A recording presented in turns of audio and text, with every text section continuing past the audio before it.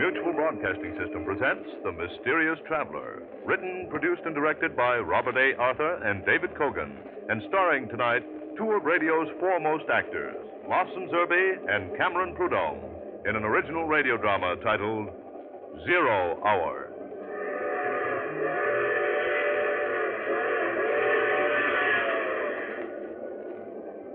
This is the Mysterious Traveler, inviting you to join me on another journey into the realm of the strange and the terrifying. I hope you will enjoy the trip, that it will thrill you a little and chill you a little. So settle back, get a good grip on your nerves, and be comfortable, if you can, as you hear the story I call 0 Hour.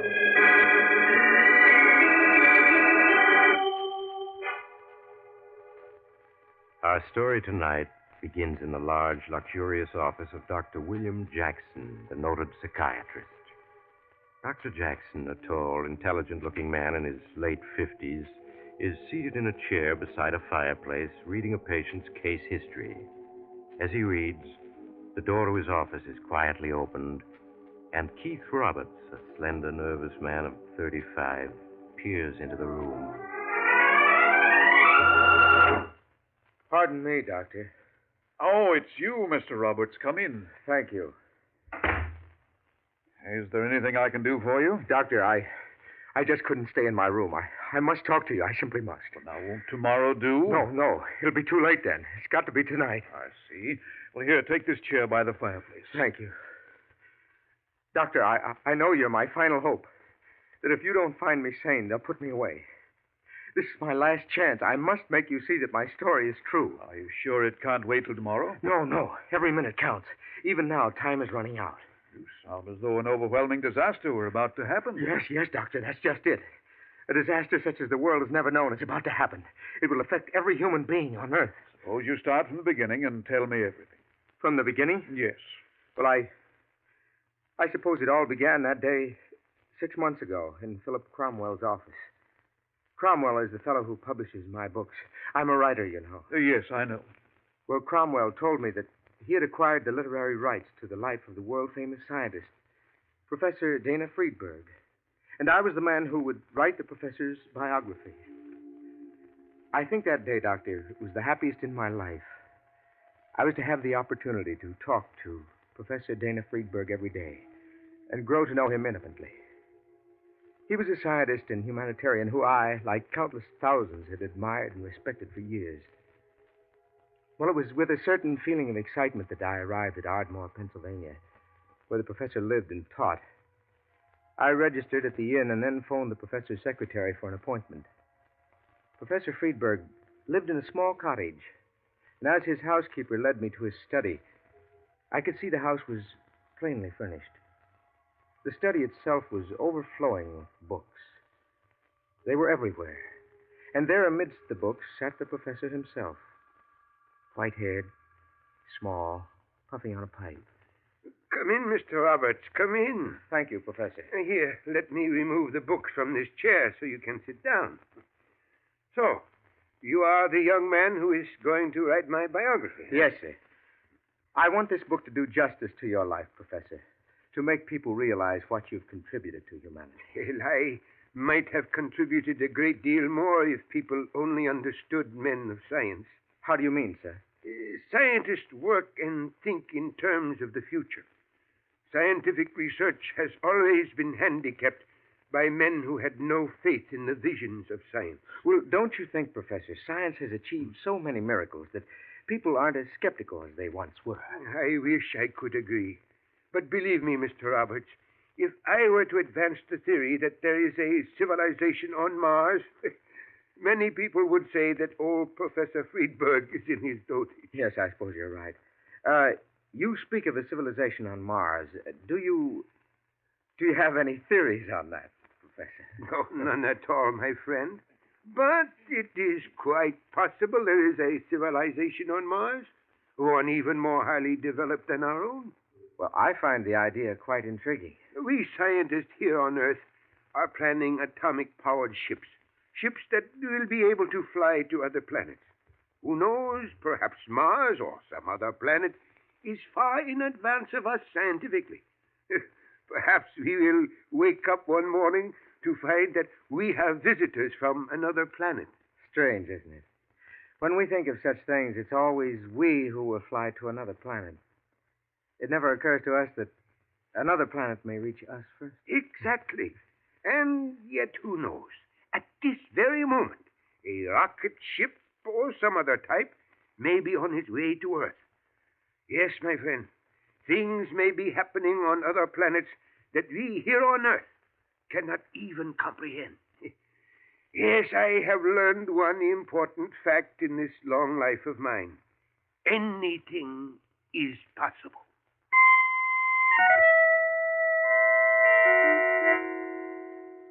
The days that followed went swiftly. And as the weeks slipped by and my notes on the professor accumulated, I knew that his was one of the great minds of all time. I was constantly astounded by his wide knowledge on a score of subjects. And it was small wonder that famous people from all over the world came to see this remarkable man. It was almost with regret that 4 months later, I finished the biography and called upon the professor to say goodbye. Oh, so you are returning to New York? Yes, Professor. I shall miss our daily talks, Keith. Yes, it had become a most pleasant habit. I'll miss them, too. Professor, is anything wrong? Wrong? What makes you ask? Oh, come now, Professor. We've known each other for over 5 months. By this time, I can sense your every mood, and something seems to be worrying you. Yes, Keith, something is. I don't know whether you read about it in the papers, but a week ago there was a tremendous explosion in the wilds of Montana. Yes, I recall the papers said it was a meteor. Yes, that seemed the obvious answer. After all, a meteor crashing into Earth is not an uncommon event. Are you trying to tell me it wasn't a meteor? A government investigation was made at the site of the explosion. A huge piece of metal weighing several tons was found buried deep in the earth. That certainly sounds like a meteor. Yes, it does. But when the metal was dug up and examined, a very curious fact was revealed. What was that? The metal could not be identified. It was a new element, never before seen on Earth. A new element? Yes. Every conceivable test was made. It is a metal that is a 1,000 times harder than steel, and yet it is lighter. Well, what does Washington think? They believe it to be a meteor, a type that never crashed onto Earth before. And what do you believe, Professor? I have a theory, Keith, which I have not told to anyone as yet. Do you recall our conversation the day we met? Why, yeah. I mentioned at the time that it was quite conceivable that some other planet might have a much higher civilization than our own. Yes, and you said it was possible that we might wake up some morning and discover that we had visitors from... Professor, you don't mean that the explosion... Why not? You think that explosion might have been a rocket ship from another planet that crashed into the Earth? It is only a theory, but it is not beyond the realm of possibility. If that is true, then it means this metal is wreckage. Yes. Before passing on this theory to Washington, I should like to conduct a personal investigation. Well, you mean go to Montana, the site of the explosion? Yes. Would you care to go with me? I'd like to very much. Good. Then I suggest we leave tomorrow without divulging our plans to anyone. We fly to Helena, Montana, hire a car there, and drive the rest of the way.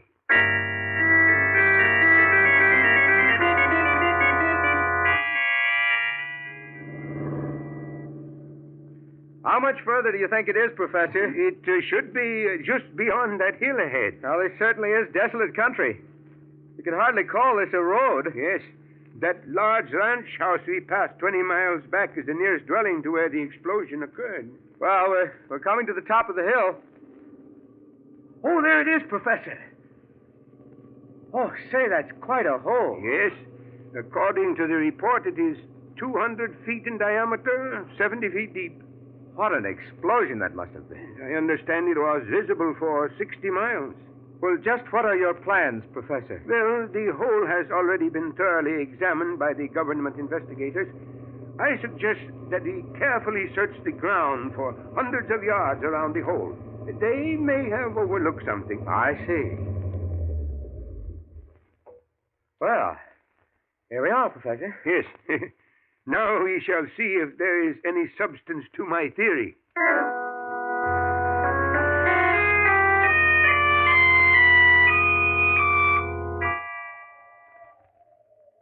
Professor, Yes?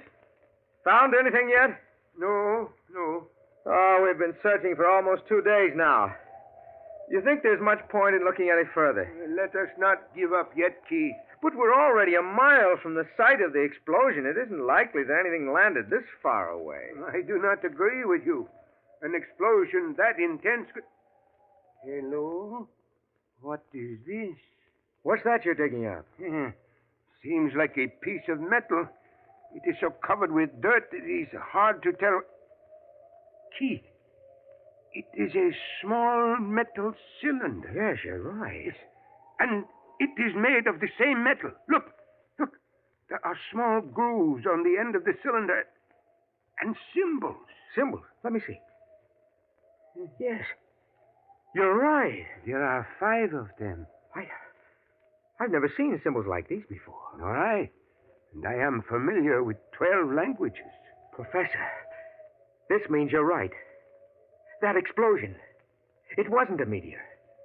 It was the wreck of a rocket ship from another planet. Yes, I am convinced of it now. What's our next step, Professor? We must get to Washington at once. This is a matter of the highest importance. This find we have made, it means a new era has begun for mankind.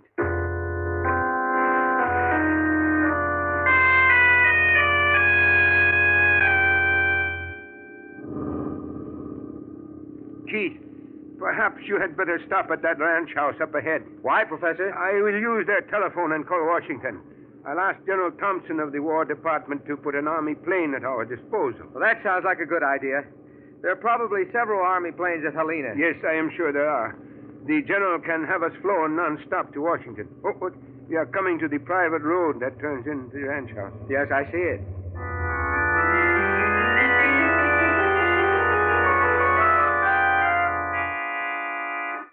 How do you do, gentlemen? My name is Jason de Kogan. I'm owner of this ranch.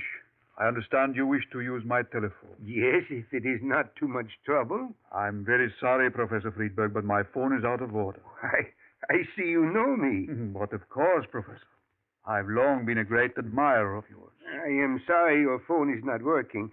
Come, Keith, we had better be going. Oh, but, Professor, it's already dark. It's time for supper. Won't you join me? I'd be honored. No, thank you. We really must be on our way. Come now, Professor. Surely Washington can wait a few more hours. What makes you think we're going to Washington? My men were watching the two of you from a distance as you examined the site of the explosion. Naturally, I assume you're on your way to Washington with the results of your investigation. Tell me, Professor, did you find anything of interest? Who are you? I've already told you, Professor. My name is Jason de Koven. Your accent, I cannot seem to place it. Would you mind telling me your nationality? Come now, Professor. As one of Earth's most brilliant scientists, surely you must have guessed by this time. I see it all now. Yes, I see it all. Professor, what's this about? Who is this fellow? Keith, we have made a terrible blunder. What do you mean? That explosion was a rocket ship from another planet. But you and I mistakenly assumed it was the first. You mean other landings have been attempted? Yes. But how do you know?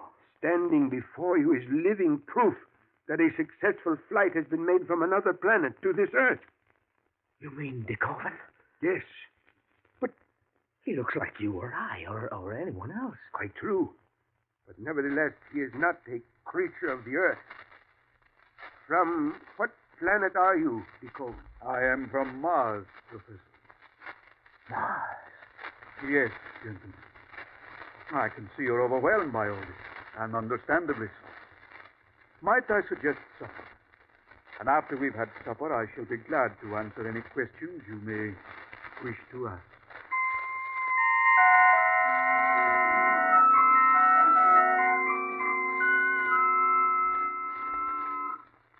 pity you gentlemen weren't in the proper frame of mind to enjoy this supper. My chef excelled himself tonight.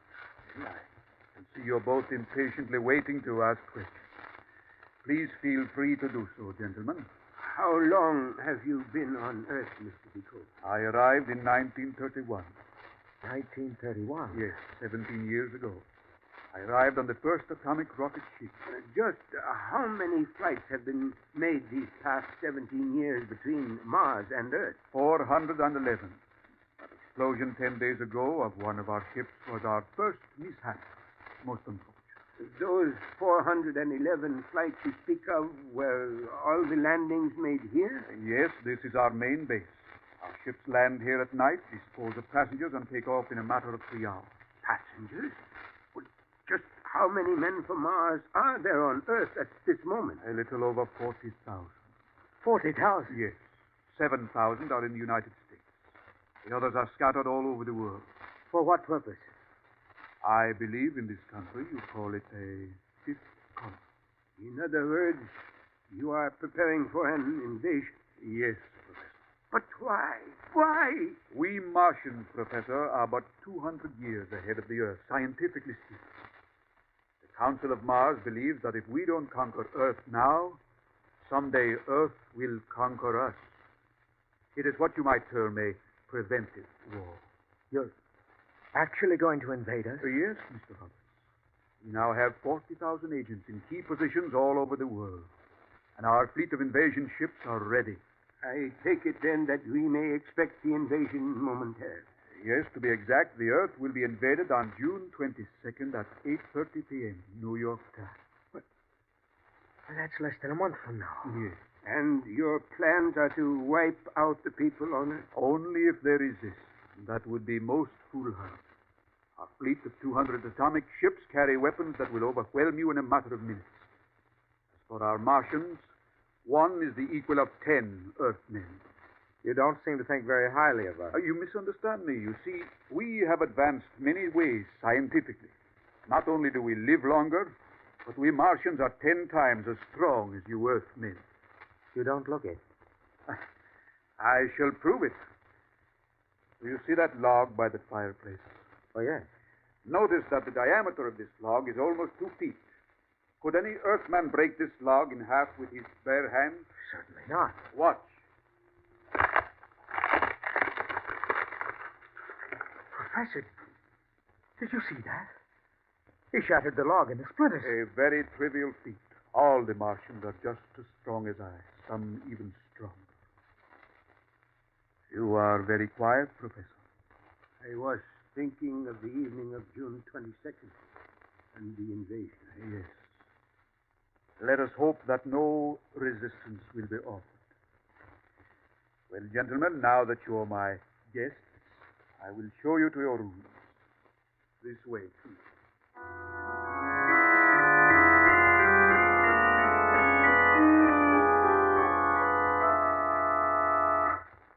Professor, what are we going to do? Speak softly, Keith.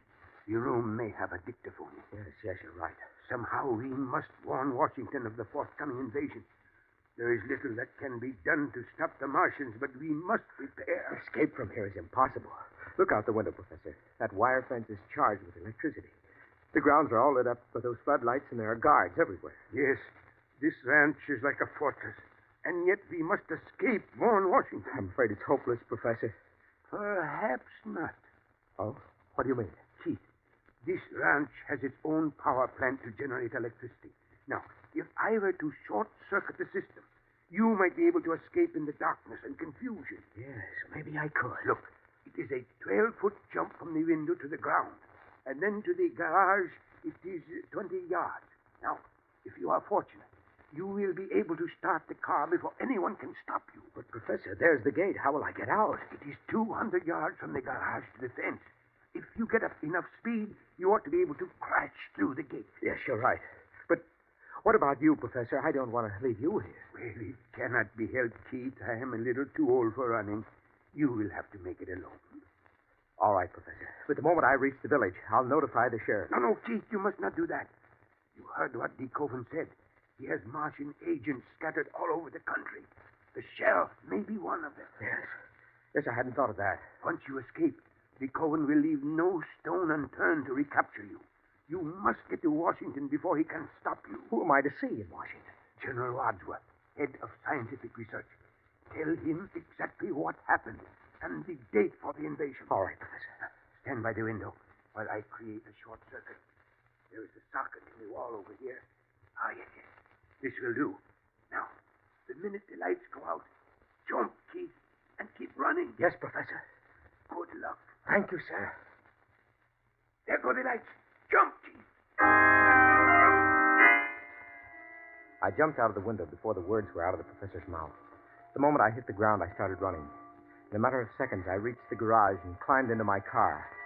Fortunately, there were no guards nearby. I started the motor, stepped on the gas, and the car roared out of the garage. The car was doing 60 miles an hour as it crashed through the front gate and onto the main highway. Shots rang out as I crouched low in the driver's seat. A half hour later, I reached a small town and succeeded in hiring a pilot and a private plane.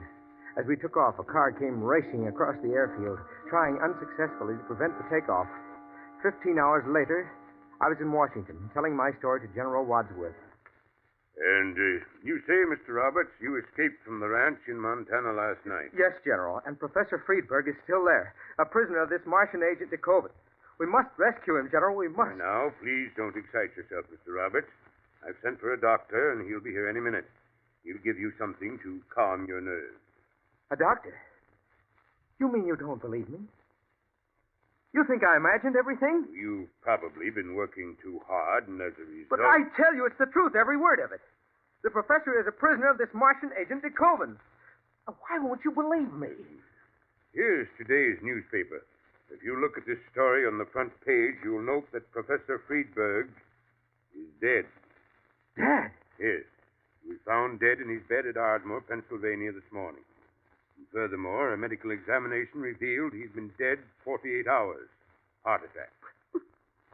That's impossible. The professor was with me last night in Montana. Just 16 hours ago. Please, Mr. Roberts, get hold of yourself. It's all here in the paper, just as I've told you. Well, wait a minute. Now I'm beginning to see what happened. Please, Mr. Roberts. De Kogan murdered the professor with a drug. A drug that made it appear as if he'd died of a heart attack. Yes, that must be it. But you said you'd seen the professor only 16 hours ago. Yet the medical examiner said he'd been dead 48 hours. De Kogan's behind that. Somehow de Kogan has made it appear that the professor has been dead 48 hours to discredit my story. And after he murdered the professor, he had the body flown to the professor's home. Don't you see, General? De Kogan wants you to think I'm insane to prevent you from believing my story. Now, you must listen to me. The Martian invasion is scheduled for June 20... There you are at last, Doctor. I am afraid Mr. Roberts here is very badly in need of your services. See what you can do, won't you, Doctor?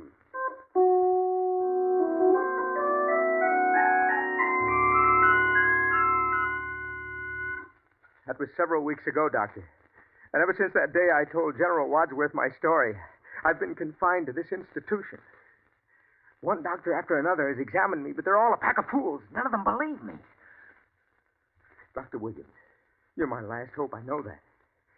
If you don't help me, then there's no one else I can turn to. I'll do anything I can for you, Mr. Roberts. Then don't let them put me away. I know my story sounds fantastic, but it's true. You must believe me.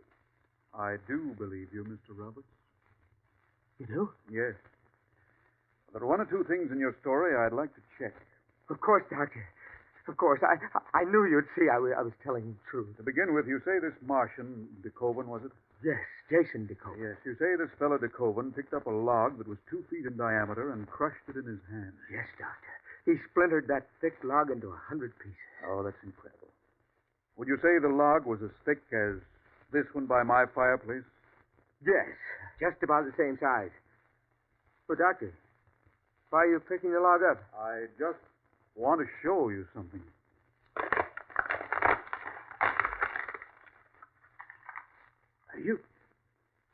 You splintered the log into small pieces, just as de Kogan did. You're one of them. A Martian. Yes, Mr. Roberts. De Kogan said they were scattered all over the world, in key positions. Quite true.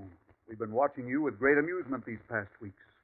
We knew your story would never be believed, not after de Koven's clever disposal of Professor Friedberg. Well, what are you going to do with me? Declare me insane and confine me to this institution? Oh, no, Mr. Roberts. You're perfectly free to leave at any time. I'm free to go? Yes, any time you desire. Aren't you afraid that someone in Washington might believe me? No, Mr. Roberts, you no longer present a problem. I believe you said the invasion was scheduled to occur on June 22nd at 8:30 p.m. New York time. Is that correct? Yes. In other words, tonight. Tonight? Yes. Didn't you know it's June 22nd? I've lost all track of time. I see by my watch it's exactly 8:28. According to your story, the invasion should start in just 2 minutes. Yes. I'll open a window so we can see the skies.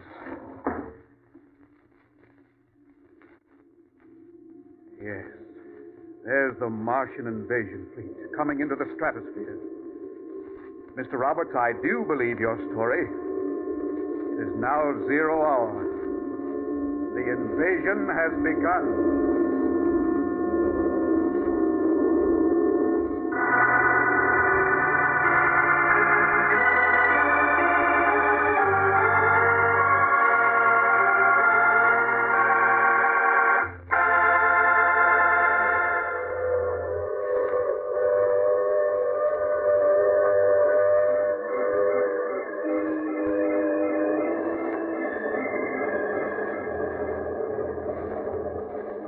This is the mysterious traveler.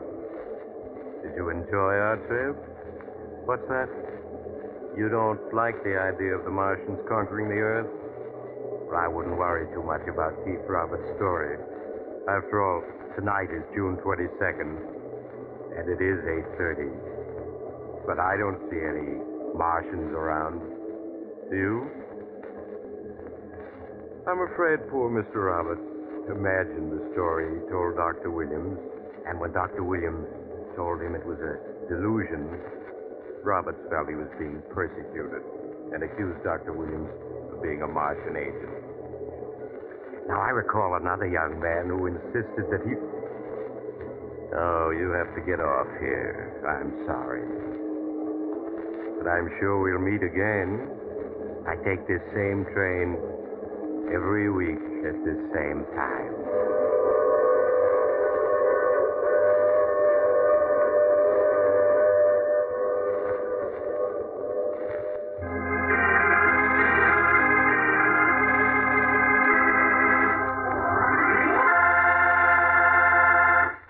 You have just heard The Mysterious Traveler, a series of dramas of the strange and terrifying. All characters in tonight's story were fictitious, and any resemblance to the names of actual persons was purely coincidental. In tonight's cast were Maurice Tarplin, Lawson Zerbe, Cameron Prudhomme, and Bill Smith. Original music was played by Paul Taubman. Sound was by George Cooney, broadcast engineer Al King. Mysterious Traveler is written, produced, and directed by Bob Arthur and David Kogan.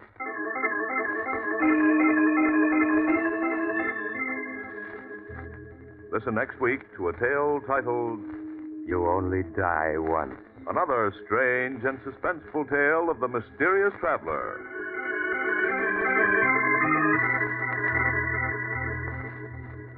This program has come to you from our New York studios. Another program of tense and dramatic action will follow in just a minute. Stay tuned to the station for Official Detective. Carl Caruso speaking. This is the Mutual Broadcasting System.